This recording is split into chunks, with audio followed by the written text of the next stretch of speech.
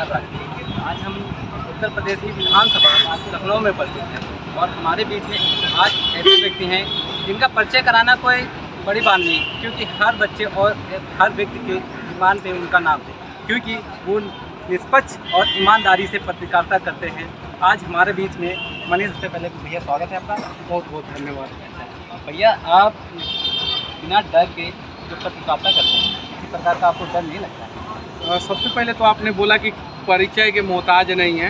हाँ, हम भी परिचय के मोहताज हैं। यहाँ पे सभी लोग खड़े हुए हैं, वो मुझे थोड़ी पहचानते हैं, लेकिन देश के प्रधानमंत्री नरेंद्र मोदी जी को, उत्तर प्रदेश के मुख्यमंत्री योगी जी को सभी लोग पहचानते हैं। हाँ, ये बात सच है कि इस देश के 10-12% लोग हमें शायद से सोशल मीडिया पे जो एक्टिव है वो पहचानते होंगे, लेकिन 90% लोग आज भी देश के नहीं पहचानते हैं हम जैसे लोगों को।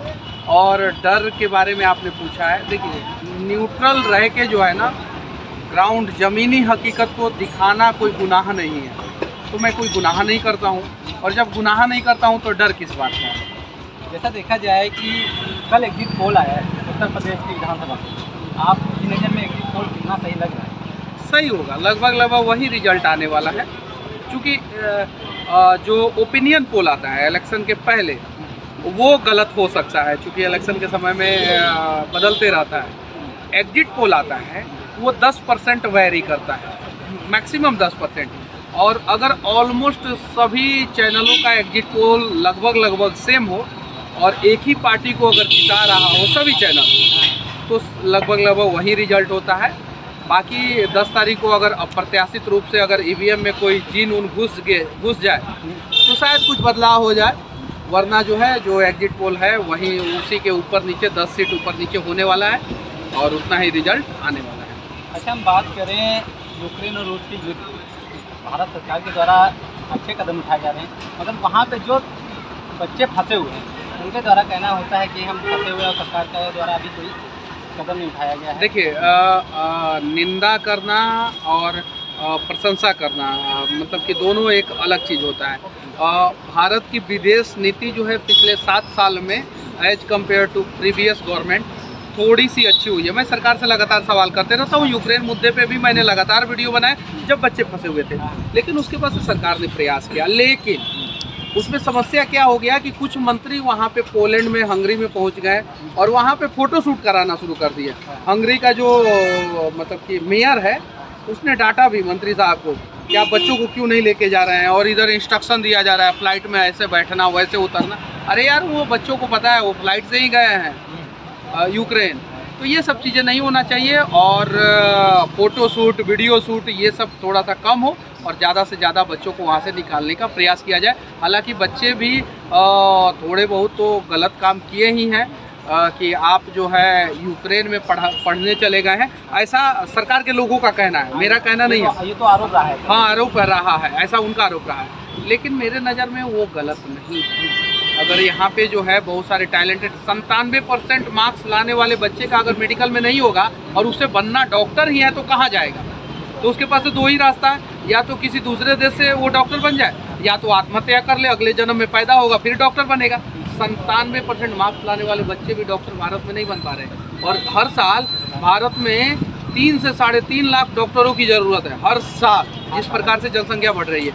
और भारत के पास सीट कितना है? 1 लाख, फिर भी 2 लाख डॉक्टरों की कमी भारत में हो रही है। इसीलिए जो है ना, डॉक्टर मनमानी करते हैं। जैसे इंजीनियरों की संख्या बढ़ गई, जैसे और भी लोगों की संख्या बढ़ गई, वैसे डॉक्टरों की भी संख्या बढ़नी चाहिए, सीटें बढ़नी चाहिए। तो यूक्रेन में 30 लाख रुपया में हो जाता है डॉक्टरी, और भारत में जो है 1 करोड़ रुपया मिनिमम, उसमें भी सबका नहीं होता, 1 लाख सीट ही है। तो ऐसा नहीं होना चाहिए, और यूक्रेन में जो बच्चे गए हैं उन्हें जल्द से जल्द वहाँ से वापस लाने का प्रयास होना चाहिए। राजनीति के चक्कर में उन बच्चों को जो है ना वहाँ पे पीसने का प्रयास नहीं करना चाहिए। जैसे मैंने एक बच्चे से बात की थी कि जब युद्ध चालू नहीं हुआ था तब भी आप आ सकते थे, मगर एक बच्चे ने साफ तौर पे बोला कि जो टिकट 27,000 की मिली थी वो एयर इंडिया के द्वारा 65,000 की। एयर इंडिया का नहीं, एयर इंडिया का नहीं। वहाँ पे जो प्राइवेट प्लेन्स है उसका एयर इंडिया का टिकट उस हिसाब से नहीं बढ़ा था। एयर इंडिया का भी बढ़ गया था, लेकिन उस हिसाब से नहीं बढ़ा था।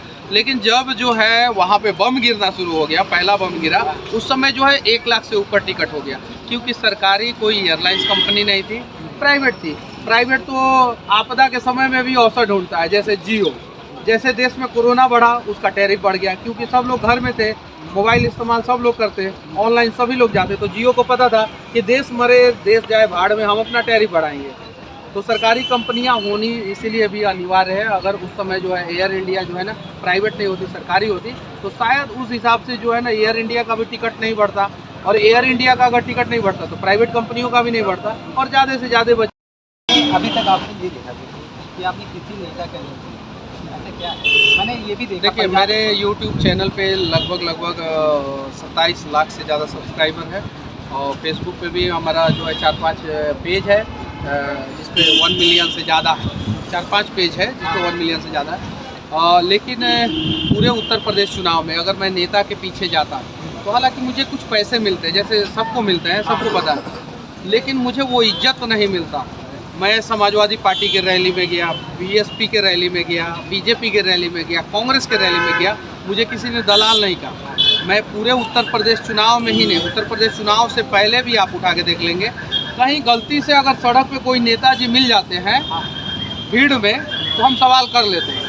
बाकी किसी नेता का इंटरव्यू मैंने पूरे उत्तर प्रदेश इलेक्शन में नहीं किया हूँ और ना ही करूँगा, क्योंकि अगर इस देश का सभी मीडिया ये ठान ले कि सिर्फ 1 साल यानी 365 दिन सिर्फ जनता की बात करेगी और जनता की समस्याओं को नेताओं तक पहुंचाएगी, ना कि नेताओं की बातों को जनता तक। यहाँ पे क्या हो गया है कि नेताजी लोग पैसा दे देते हैं और मीडिया कहती है क्या, हमारे देश के नेताजी ने ये सोचा है, इस देश के लिए ये होगा, यानी नेताजी ने जो सोचा है वो देश की जनता को जानना जरूरी है, लेकिन देश का जनता क्या सोच रहा है, देश के जनता को क्या चाहिए, वो नेताओं को जानना जरूरी नहीं है।